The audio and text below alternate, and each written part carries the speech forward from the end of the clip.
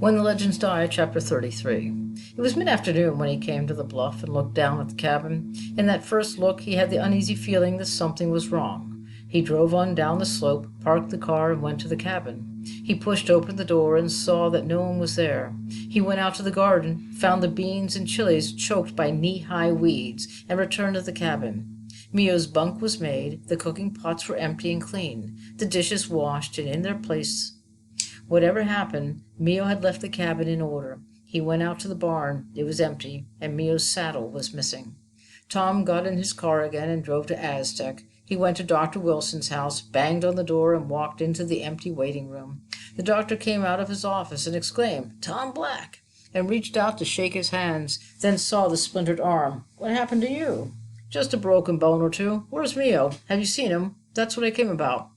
"Come on into the office." They went in and sat down, and Doc said, "Mio is dead." "When? What happened?" "About a month ago. He rode into town one afternoon and came to the office and sat out there in the waiting room for an hour, I guess, before I saw him. I brought him in here and asked him what was wrong, and he said, 'I am going to die.'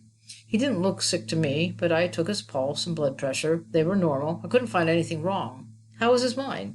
"Clear as a bell. I told him to go home and forget it, that he'd live another 20 years. But he just shook his head and said, 'No, tonight.' Like that, just as he knew all about it. And he gave me a roll of bills and said I should see that he was buried right, with a coffin and a priest. Then I asked him if he had seen the priest, and he said no, so I took him over to the rectory, and Father Gomez said he would take care of him. He sent a boy back to get the old man's horse, and I figured Father Gomez would listen to him. Put him up for the night, and the next morning he would stop in, pick up his money, and go on home satisfied." The doctor paused for a moment. Then he went on. "The next morning, while I was eating breakfast, a boy came and said Father Gomez wanted me to come over right away. So I went. Mio was dead. Father Gomez had put him up for the night, and he died quietly in his sleep." He looked at Tom, frowning, baffled.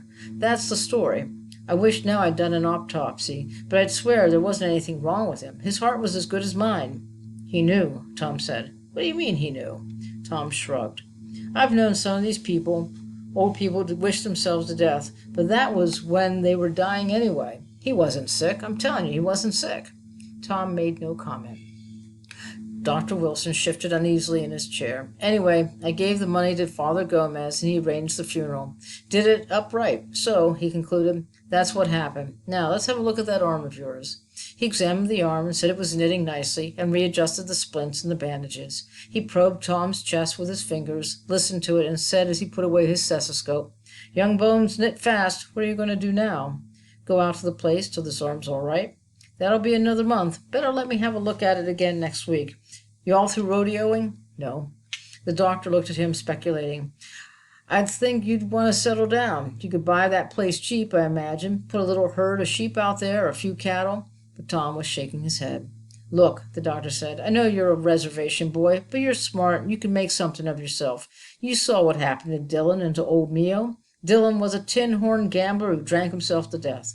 Mio Martinez was an illiterate Mexican just 2 steps away from a jacal. He still believed in Espiritan. But you've got a chance, if you'll take it." He stopped, wondering if he had said too much. Tom seemed to have retreated into himself. You talk to a Mexican that way, he smiles and nods and seems to agree, even though he goes out and does things the way he always does. But time after time, he's seen an Indian just sort of draw the curtain and retreat, as though he was slipping back into the remote past, into a kind of pride that was all mixed up with hurt and resentment. Tom Black was doing that right now, retreating into an emotional cave. When that happened, there wasn't a thing you could do. You could talk yourself blue in the face and get nowhere. The doctor shrugged. "Well," he said, "it's your life. As George Herbert said, the wearer knows where the shoe rings. We've got our own demons and our own necessities, I suppose. There may even be a pattern all laid out for us. Who knows?" He got to his feet. "Come back to see me next week?" Tom thanked him and left. What the doctor had said made him remember the agent at the reservation, but he shrugged it off. It was of no consequence. He didn't want to think about those things. He went back to the cabin on the river, aired it out, and tried to settle in. But the cabin, for all its familiar corners, was a strange place, alien. For 2 days he sat in the sun, going inside only to cook his meals and sleep. Then he looked at the garden, at the bean plants, and the chilies being choked by the weeds. He was tempted to pull the weeds, as Mio would have done, but then he thought, Mio is gone. His sweat and his forced footsteps are almost forgotten. If the beans and the chilies cannot live with the weeds, they do not belong here. I do not hate those weeds. I do not belong here either. And now Mio is gone. Instead of weeding the garden, he walked to keep his legs strong. He walked upstream and 5 miles up the canyon. He saw 4 of Red's old rough string, the broncs. They were wild as deer, snorted, tossed their heads, and ran at the sight of him. He walked a few more miles, then went back to the cabin. Neither then nor in the next few days did he see the other broncs or the second saddle horse. They had either wandered off and joined some other horse herd, or a mountain lion had come down the canyon and made a few meals of horse meat. It didn't matter any more than the garden mattered. They had been Red Dillon's horses, and Red was gone. 2 weeks passed before he remembered the doctor. It didn't seem important to go and see him. His bones would heal. They were his bones, not the doctor's. He flexed his arm to keep the joints from stiffening, and he took off the bandages and the splints and massaged the muscles, forcing the circulation to help the healing. He began using the arm carefully. Then he walked out onto the flats. He saw an occasional jackrabbit, a few pronghorns, and almost every day he saw a prairie falcon hunting ground squirrels. Then he found a small prairie dog town, and he sat and watched the prairie dogs and the burrowing owls.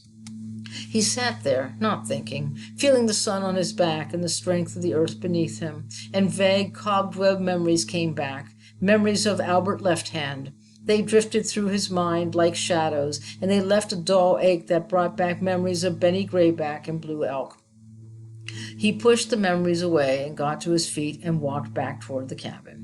He was a stranger here. He had always been a stranger. All he had here was a hat full of memories. And what did the memories mean? Nothing. Less than nothing.